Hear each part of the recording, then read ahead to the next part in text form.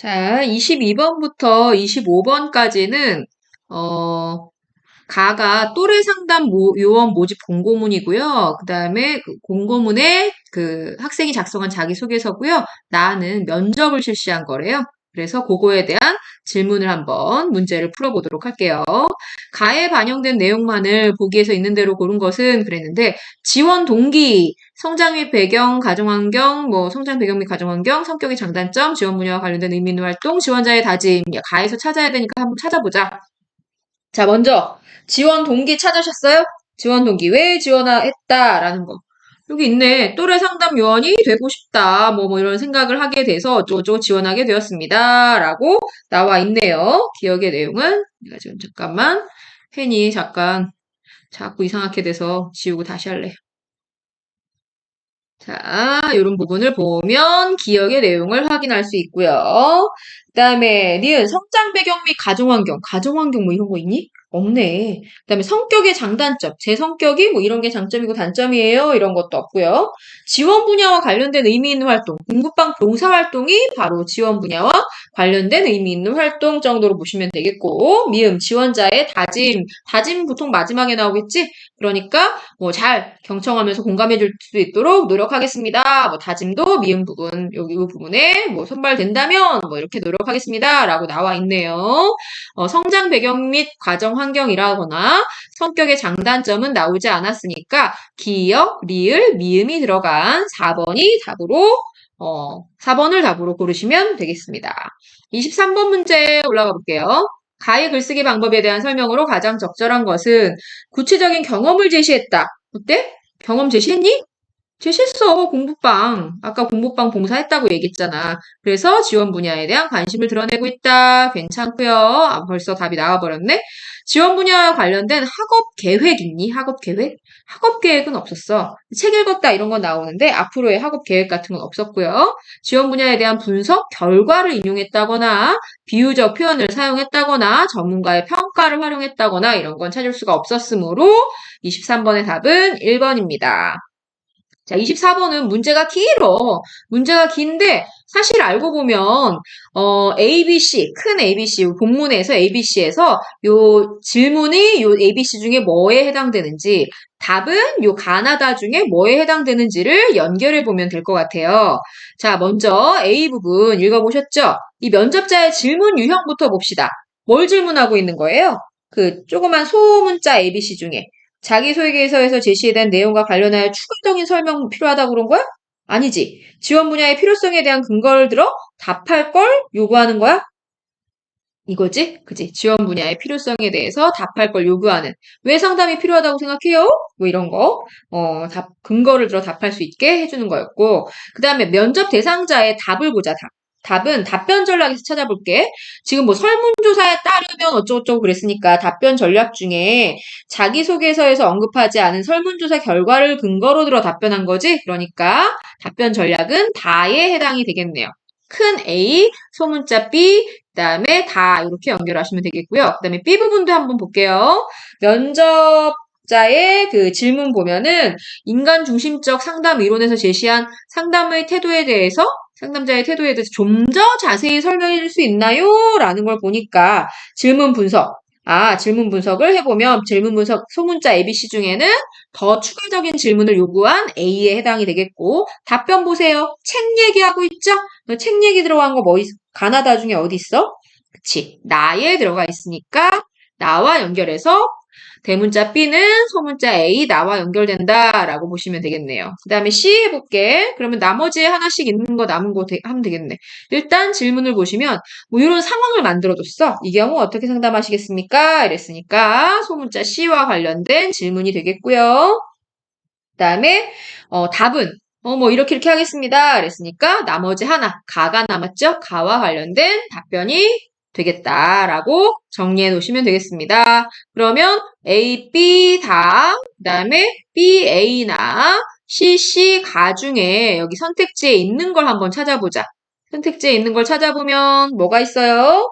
그렇지. 답은 4번이 되겠네요. B, A, 나라는 거 찾을 수 있었습니다. A, B 다가 돼야 되고 그 다음에 C, C 가가 돼야 되니까 나머지는 다 틀렸다는 걸 알 수가 있네. 4번이 답이야. 25번. 나에 나타난 면접 참여자들의 의사소통 방식에 대한 설명으로 적절하지 않은 것은 1번. 면접 대상자는 면접자에게 되묻는 방식으로 내용을 확인하고 있다. 한번 확인해 볼까? 되묻는 방식 나왔나? 되묻는 방식. 어디 나왔어? 면접 대상자가 면접자에게 레포의 개념 말씀하시는 거예요? 이런 게 되묻는 거잖아. 그치? 1번. 여기서 찾을 수 있었어요. 그 다음에 2번, 면접 대상자는 면접자와의 견해 차이를, 저는 그렇게 생각하지 않아요. 이렇게 견해 차이를 인정하면서 자기의 입장을 밝힌 부분이 있나? 저 그렇게 생각하지 않습니다. 뭐 이런 부분 찾아봐봐. 그런 부분 없네요. 나머지도 확인해 볼게. 3번, 면접자는 면접 대상자의 답변에 대해 긍정적으로 반응했다. 여기 다 긍정적으로 반응했는데? 많은 생각을 했군요. 이러면서 막 긍정적으로, 너 참, 괜찮네. 뭐 이러면서 막 긍정적으로 보고 있잖아. 이제 잘 알고 있네요. 이런 것도 긍정적인 거고. 네, 맞습니다. 이런 것도 긍정적인 거예요. 긍정적인 건 계속 나오고 있어서 우리가 많이 찾을 수 있습니다. 그 다음에 4번. 면접자는 면접 대상자의 답변 내용을 요약하여 재진술하고 있다. 아, 이런 말이군요. 요런 부분이. 이렇게 말한 거 맞지? 이렇게 요약해서 정리해주고 있네. 그 부분이 여기서 찾을 수 있으니까 4번도 있고. 그 다음에 5번. 면접자는 면접의 도입부에 면접 대상자의 긴장을 풀어주기 위해 말하고 있나? 긴장한 것 같은데요. 편안한 마음으로 답변하면 됩니다. 이 부분도 찾을 수 있었네. 그래서 1, 3, 4, 5번은 다 찾을 수 있었기 때문에 25번의 답은 몇 번? 바로 2번이 되겠습니다. 견해 차이를 인정하는 그런 부분은 없었어요. 자, 다음은 2018학년도 6월 모평이 있습니다.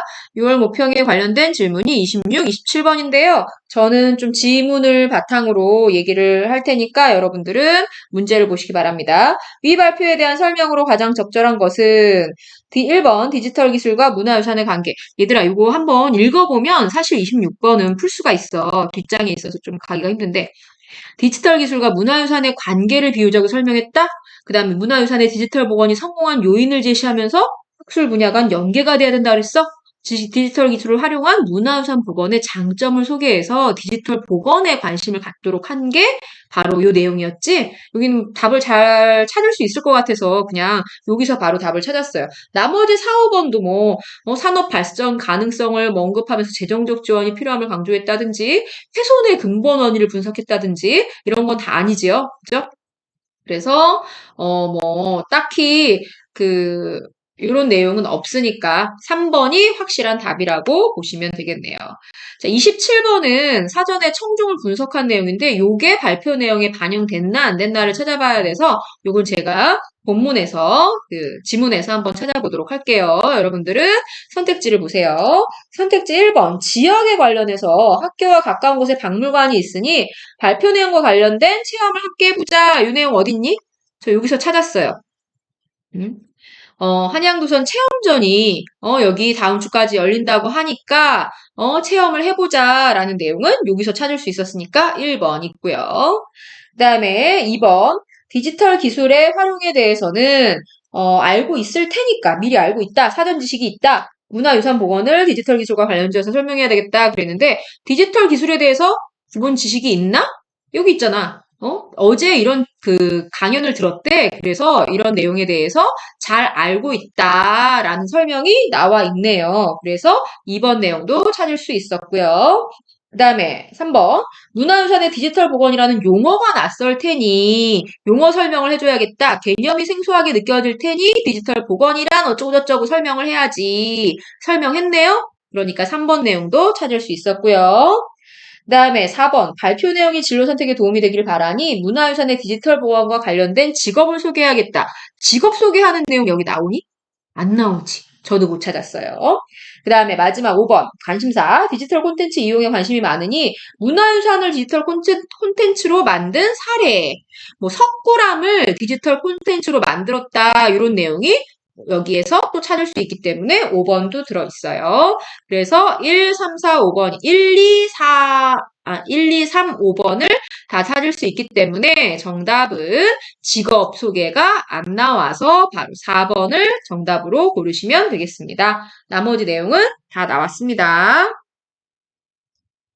자, 다음 2016학년도 9월 모평 한번 나가보도록 할게요. 두 마을 간에 뭐 이렇게 협상하는 그런 내용이 나왔습니다. 먼저 28번 문제. 위 협상에 대한 이해를 적절하지 못한 것은 A는 지난 협상에서 논의하지 못한 사안을 언급함으로써 의제를 제시하였군. 그랬는데 이것도 그 지문에서 찾아볼게요. A가 지금 지난번 협상에서 다루지 못한 축제 공식 명칭에 대해서 논의했는데 어떠세요? 라고 여기서 얘기를 했네요. 그죠? 1번과 같은 내용이 나와 있고요. 찾을 수 있었습니다. 제가 화법과 작문 내용은 지문에서 찾는 게 중요하다 그랬어요. 그 다음에 2번. A는 의견을 조율하는 과정에서 협상 전에 알아본 B 마을에 대한 정보. 아, 여기 있어, 여기.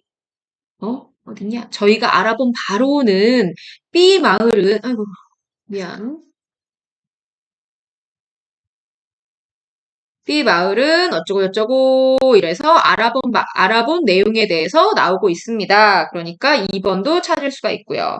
3번, B는 A가 제안한 세부 조건이 협상 결렬을 초래할 수 있음을 내비치며 A의 새로운 제안을 요구하고 있대. 세부 조건이 협상 결렬이 될 것 같다. 뭐 이런 거. 그 제안은 주민의 동의를 얻기가 어려울 거예요. 안 될 것 같습니다. 뭐 이러면서 얘기를 하고 있고요. 그다음에 그러면서 이제 A가 뭐 그러면 이렇게 하는 게 어떨까요? 얘기하는 걸로 보아 다른 제안을 이끌어내는 그런 과정도 볼 수가 있습니다. 3번 찾을 수 있었고. 그 다음에 4번. B는 A에 양보할 수 없는 지점을 고려하여 자신이 제안한 세부 조건을 수정했다. 좋습니다. 이렇게 하시죠. 그러면서 수정하는 부분이 여기에 또 나와 있네요. 그래서 1, 2, 3, 4는 찾을 수 있는데 마지막 5번 봐봐, 얘들아. A와 B가 의견을 조율하는 과정에서 지난 협상에서 합의된 사항이 수정됐대. 지난 협상에서 합의된 사항은 뭐 이렇게 축제를 하자라는 거였지. 근데 그게 막 수정이 됐나? 그런 얘기는 없었어요. 수정된 내용은 없어서 1, 2, 3, 4번은 다 본문 내용 중에 찾을 수 있었지만 5번은 찾을 수 없었기 때문에 5번이 답입니다. 29번. 위 협상에 나타난 A의 말하기 방식으로 가장 적절한 것은 시급함을 강조했다거나 연쇄적인 질문을 했다거나 그 다음에 뭐 감정에 호소하는 내용 뭐 그런 거는 딱히 이게 무조건적인 뭐 양보만 요청한다거나 그 다음에 신뢰성을 문제 삼으면서 막 얘기한다거나 이런 내용은 있지 않았어요. 답은 3번인데요. 상대방의 의견이 적절치 않다고 언급하며 자신에 대한에 동의할 것을 유도하고 있다 그랬는데 바로 옆에서 찾을 수 있어요. 이런 건 지나친 요구입니다. 뭐 이러니까 뭐 이렇게 이런 걸 원칙으로 합시다. 뭐 이런 부분이라든가. 그다음에 지난번 합의를 파기하는 것은 온당치 않습니다. 그 대신 이렇게 하는 게 어떨까요? 이런 부분 있지. 이런 부분은 바로 상대방의 의견이 적절치 않다고 한번 얘기하고 나서 그다음에 뭐 다른 제안을 하는데 유도하는 그런 내용이 섞여 있는 부분이죠. 이런 내용을 우리가 미안. 이런 내용을 바로 3번 내용에서 연결할 수 있기 때문에, 찾을 수 있기 때문에, 그래서 3번이 답입니다. 자, 30번. 위협상에서 A와 B가 합의에 이르를 수 있었던 요인으로 가장 적절한 것은 A와 B 모두 상대방의 양보로 축제 공동 개최가 가능하다고 인식했기 때문에 상대방이 양보해서 축제를 할 수 있었어. 그러니까 고마우니까 그냥 해줘야지 이거였어? 아니야. 그 다음에 A는 축제 명칭을, B는 행사 배분 비율을 상대방 입장을 고려해서 양보했대? 왜 상대방 입장을 고려해서 양보한 건 아니지. 자기네 입장에서 이렇게 해야 된다. 자기네 입장에서 손해 안 보는 부분까지는 양보를 했지만 뭐 이러진 않았어요. 그 다음에 A는 행사 선택 순서, B는 축제 캐릭터 바뀌었지. 그러니까 틀렸고. A는 마을 인지도 향상. 그래서 왜 명칭을 A 마을의 명칭으로 한다 그랬잖아. 근데 B 마을은 경제적인 이득. 그래서 이렇게 수익성 따져서 먼저 뭐 고르겠다고 뭐 이런 얘기를 했지. 그래서 이거는 맞네요. 그 다음에 A가 바라는 효과적인 축제 홍보, B가 바라는 화합 증진 모두 실현될 수 있는 방안이 도출됐다. 이것도 틀렸네. 그래서 답은 4번이 됩니다. 자, 다음은 2016학년도 6월 무평입니다. 30 몇 번이니? 31번 문제 뒷페이지에 있는데요. 저는 여기를 보면서 할 테니까 여러분들은 뒷페이지에 31번 문제 좀 보세요. 토론의 맥락을 고려할 때 기억에 대한 이해로 가장 적절한 것은 그랬습니다. 기억 부분 보니까 팬덤, 이제 청소년의 그 팬덤 문화, 뭐 이런 거에 대한 얘기인데요. 요즘 팬덤은 뭐 대중문화 문제점을 지적하고 있어서 어쨌든 문화 주체로 발전할 수 있습니다. 되게 긍정적인 면을 얘기하고 있잖아. 긍정적인 면 얘기하면서 자신이 좋아하는 것을 좋다고 솔직하게 표현하며 건강하게 성장하는 청소년의 모습 바람직하게 하지 않습니까? 그러니까 팬덤 문화는 긍정적이다. 뭐 이런 자기의 주장을 뒷받침하는 그런 입론 내용이었습니다. 자, 그러면 답을 골라보십시다. 물음의 형식을 통해 자신의 주장이 옳음을 강조하는 발화이다. 어때? 맞지? 그치? 질문하면서 자기의 주장이 타당함을 강조하는 입론 내용 중에 주장이 옳음을 강조하는 발화 맞습니다. 2번은 실제 사례를 근거로 들었다 입증하는 발화, 이거 다 발화가 빠졌는데 발자가 빠졌어. 근데 뭐 실제 사례를 근거로 들었다거나 그다음에 용어의 적절성, 뭐 자신의 입장을 재확인, 논의의 범위를 한정하는 그런 질문은 아니었어요. 답은 쉽게 1번으로 찾을 수 있었습니다. 32번. 토론 전에 실시한 반대측 협의 내용의 일부인데 찬성 1의 발언과 보기를 고려할 때 A에 들어갈 말. 반대신문은 어떻게 하려고 해? 찬성 측이 자료를 제시한다면 출처가 불확실하다면 신뢰성을 문제 삼아야겠지. 출처가 불확실한 거 하나.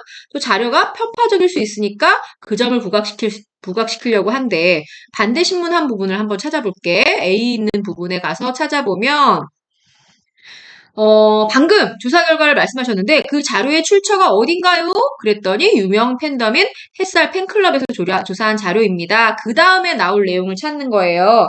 그런데 거기 선택지 보니까요. 32번 문제 보세요. 출처에 대해서는 벌써 물어봤어. 그러니까 뭐 출처에 대해서 얘기할 필요는 없을 것 같아요. 출처도 명확하지 않은 자료를 신뢰할 수 있나요? 신뢰성 얘기는 여기서 지금 얘기하고 있기 때문에 신뢰성 얘기를 묻는 것보다는 지금 편파적인 걸 부각하려고 해. 그랬으니까 편파적인 내용, 편파적이다, 그런 내용은 햇살 팬클럽에서 조사한 거기 때문에 편파적이다. 이런 내용으로 들어가야 될 것 같아.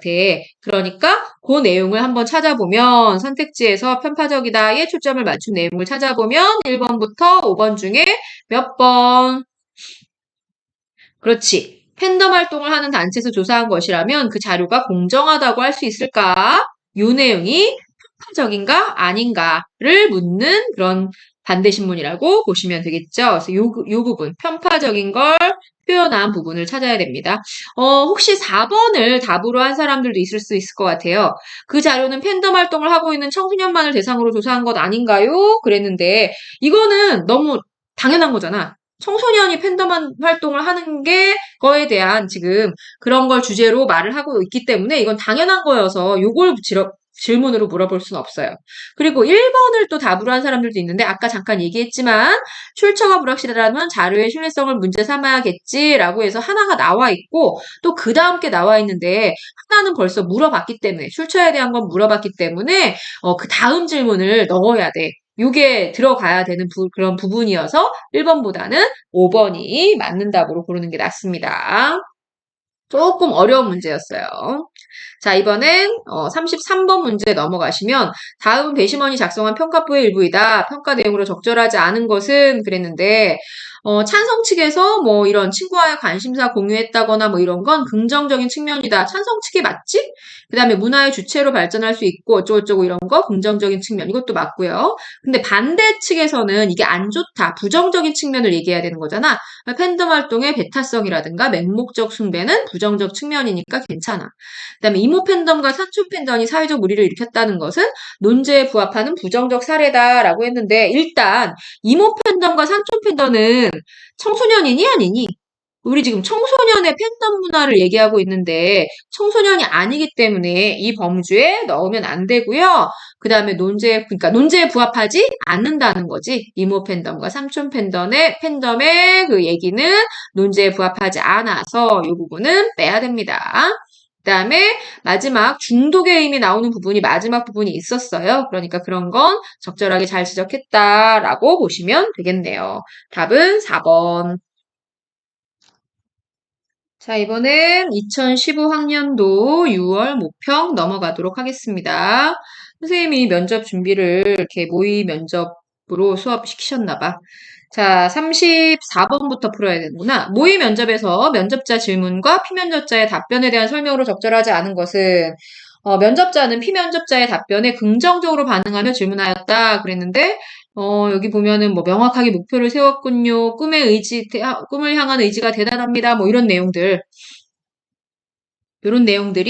다 꿈을 향한 의지가 대단합니다. 뭐 이런 내용들이 다 그 긍정적으로 반응하며 질문한 내용에 해당이 되고요. 그 다음에 2번 면접자는 피면접자의 답변 내용을 바탕으로 하여 추가로 뭐 답변을 들으니 추가로 뭐 이런 게 궁금하네요. 뭐 이런 내용이잖아. 그러니까 2번도 찾을 수 있었습니다. 면접자는 피면접자의 심리적 부담을 완화하려는 표현. 그거는 앞부분에 있었던 것 같아. 보니까 앞부분에서 우리 학과에 적절하지 않다는 뜻이 아니니 편안한 마음으로 대답해 보세요. 뭐 이런 식으로 얘기하고 있잖아? 그러니까, 3번도 있고요. 피면접자는 질문의 내용을 이해하지 못하여 다시 확인한 뒤, 답변하였다. 이랬는데, 여기 보면, 그 이유를 물으신 거죠? 잠시 숨을 고르고 대답을 합니다. 왜 그 문예창작과에 지원했는지 그 이유를 물으신 거죠? 그랬는데, 내용을 모르는 것 같아? 이해하지 못했으니까 다시 한번 질문해 주세요. 라는 내용이야? 이게? 아니지. 이해하지 못해서 질문한 게 아니라 무슨 내용인지 알고 다시 확인하는 질문을 한 거였습니다. 그래서 답은 4번이네요. 피면접자는 말하려는 내용을 강조하는 반언어적 표현.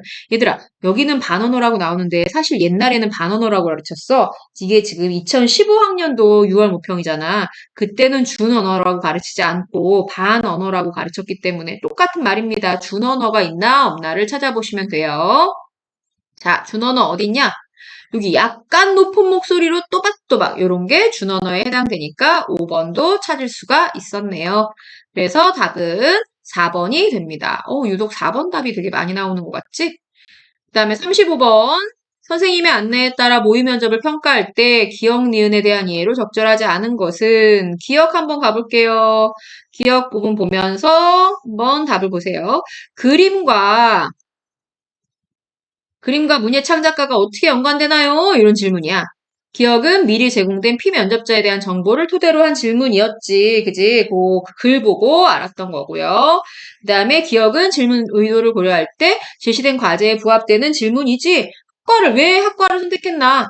학과 선택에 관련된 걸 질문으로 하겠다. 이랬으니까 제시된 과제 중 하나에 해당이 됐습니다. 기억에 대한 답변을 통해 지원 동기가 학과의 성격에 부합하는가 이런 것도 판단할 수 있겠죠. 그다음에 니은 질문은 여기 있는데 그림 그리는 것 외에 소설 창작이나 다른 글쓰기 활동을 한 적이 있나요? 이거는 그동안 이런 다른 준비를 했나 준비 정도를 판단하는 거 맞고요. 진로를 결정하게 된 계기에 대한 정보가 아니야. 그냥 준비성을 얼마나 많이 준비했나 이런 걸 물어보는 거지 뭐. 그치? 그래서 답은 5번으로 합시다. 35번의 답은 5번. 36번. 모의 면접 흐름을 고려할 때 A의 답변을 위한 피면접자의 그 설명. 야, 여기 봐봐. 면접자가 표현 내용이나 효과의 차이를 설명하기 전에 표현 수단의 차이부터 설명해 볼까요? 그랬어. 표현 수단의 차이. 야, 차이는 대조를 사용해서 설명하는 건 거 알지? 차이점을 설명하려면. 그지? 그러니까 일단 질문을 파악해보자. 표현 내용이나 효과의 차이를 설명하기 전에 표현 수단의 차이부터 설명해 볼까요? 어, 그러니까 이거는 사실에 대한 질문이야? 아니면 의견에 대한 질문이야? 위에 부분 보니까 사실에 관한 거면 객관적인 정보를 바탕으로 해야 되고 의견에 관한 거면 자기의 견해를 물어보는 거, 그 바탕으로 대답을 해야 되는데 이거는 사실을 묻는 질문일까? 의견을 묻는 질문일까? 당연히 사실을 묻는 질문이겠죠. 이 질문은 문제를 보세요. 사실을 묻는 질문이잖아요.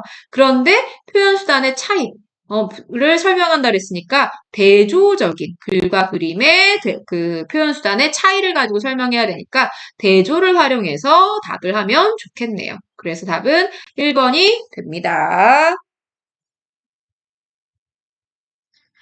자, 이번엔 2014년 6월 모평이네요. 과학 시간에 물이 표면부터 어는 현상 발표할 거래. 자, 그거에 대한 문제 한번 가보자. 먼저 다음은 수미가 작성한 발표 계획이다. 대화 내용에 부합하지 않는 것은 그랬네. 기억, 니은, 디귿, 리을, 미음을 찾아보면 되겠군요. 자, 먼저 도입 부분에서 쉽게 접할 수 있는 현상이다를 강조한데, 야, 여기 있다. 주변에서 흔히 볼 수 있는 현상이라는 걸 강조하자. 뭐 이런 내용이 들어가 있네요. 기억 찾을 수 있었고요. 그 다음에 니은은 여러분들은 선택지 보세요. 물이 표면부터 어는 현상의 원리. 이 현상 원리를 설명해야겠어. 이렇게 대답한 부분에서 찾을 수가 있네요. 그래서 니은도 찾았고요. 디귿. 원리가 적용되지 않는 사례 제시. 원리가 적용되지 않는 사례를 제시하는데, 자, 여기 보면은 이 원리가 적용될 수 있는 다른 사례를 찾자, 뭐 이런 얘기가 나왔습니다. 근데 원리가 적용되는 사례라고 그랬는데, 아까 밑에서는 원리가 적용되지 않는 사례 제시라고 했으니까 이 부분이 틀렸군요. 그 다음에 리을. 원리를 알면 실생활에 도움되는 점. 실생활에 어떤 도움을 받을 수 있나, 어쩌고저쩌고 찾을 수 있었지? 그 다음에 미음은 질문을 통한 청중의 이해도 점검을 마무리해서 한대. 질문에서 확인하자 이런 내용 찾을 수 있네요. 그래서 다 찾았는데 디귿이 잘못된 부분이었네. 그래서 답은 3번. 그 다음에 38번은 이제 이걸 가지고 수미가 발표를 한 거야. 그래서 이렇게 그래프까지 보여주면서 발표를 했는데 거기에 대한 설명으로 틀린 걸 한번 찾아보자. 적절한 것을 찾는 거였구나. 맞는 걸 찾아보자. 보기가 어떤 게 맞고 틀리는지 한번 찾아보면 돼. 전문 용어의 개념을 정의함으로써 어려운 내용을 쉽게 풀어준 것 같아. 여기 전문 용어의 개념 정의한 부분이 있니? 없네. 그치? 실험 과정을 객관적으로 제시함으로써 지금 실험 과정이 막 객관적으로 나와요? 실험 과정은 나오지 않는 것 같아요. 그 다음에 실험 결과가 나왔지. 원리와 관련된 그래프를 활용했지. 그래프의 밑에 나와 있었고요. 청중의 배경지식을 확인함으로써 그랬는데, 지난 과학 시간에 이런 걸 배웠다라는 게 바로 배경지식이에요. 그죠? 배경지식을 환기함으로써 설명하는 현상에 특수성을 부각했어요. 자, 그래서 맞는 답은 5번 디귿 리을을 고르시면 되겠습니다. 자, 이제 마지막 2014학년도 6월 수능 모의평가 질문인데요. 얘들아, 이거 어디서 본 것 같지 않니? 이거 심화교재에 나온 내용이야. 그래서 바로 답을 찾을 수 있을 것 같으니까 우리 39번부터 한번 확인해 보자. 39번 기억. 정말 멋지던데 이게 상대의 발언 내용 중 일부를 반복하여 동조의 뜻을 표한 거래. 위에 진짜 멋지더라. 이걸 반복한 거 맞지? 그래서 진짜 멋지던데 이렇게 반복했으니까 맞네. 그 다음에 니은. 나도 그렇게 느꼈는데 어떤 장면이 인상적이었어? 이게 상대의 표현 방식에 대한 자신의 평가가 옳은지 확인하는 질문이야? 공감하고 나서 너는 어디가 그랬어? 막 이러면서 그 궁금한 부분을 물어본 거였잖아. 그러니까 평가가 옳은지 확인하는 질문은 아니었네요. 그 다음에 디귿. 상대가 말을 중단한 점에 주목하여 한숨을 쉬고 근데 그리고 중단했어. 그래서 상대가 말을 계속하도록 격려한 거 괜찮아 말해봐 이러면서 격려한 거 맞아요. 그 다음에 리을. 혹시 너도 아버지랑 갈등이 있었니? 이러면서 대화 응답을 바탕으로 추론한 내용. 아버지 어쩌고저쩌고 뭐 이런 추론한 내용에 대해 확인한 거 맞고요. 그 다음에 미음. 너 정말 마음이 불편했겠구나. 나라도 그랬을 것 같아. 이것도 공감하고 감정을 파악한 내용이 맞네요. 그래서 답을 찾으면 몇 번? 2번이 답이 됩니다. 자기의 평가가 옳은지 물어보는 질문은 아니었다는 거. 그 다음에 40번. 대화 내용과 보기를 참고할 때 보기 쭉 한번 읽어보세요. 그럴 때 마지막 소연의 대답으로 맞는 거를 고르래. 아니, 마지막 이렇게 말씀드릴 내용으로 어떻게 했으면 좋겠니? 뭐라고 말씀드려야 되지? 이렇게 말해봐. 라고, 그 대답을 한번 찾으면 제일 괜찮은 게 뭐 같아요? 이거는 한번 읽어보시면 답을 쉽게 5번으로 찾을 수 있을 것 같습니다. 그래서, 한번 풀었던 문제니까, 여러분은 기억이 잘 안 나시겠지만, 심화교재에서 한번 풀었던 문제니까 39, 40번은 잘 맞았으리라고 생각합니다. 자, 여러분 고생 많으셨어요. 여기까지, 수능 기출문제 풀이 한번 해봤는데, 시험 문제 여기서 많이 나왔거든요. 그러니까 다시 한번 풀어보시고 시험 대비 잘 하시기 바랍니다. 수고하셨습니다.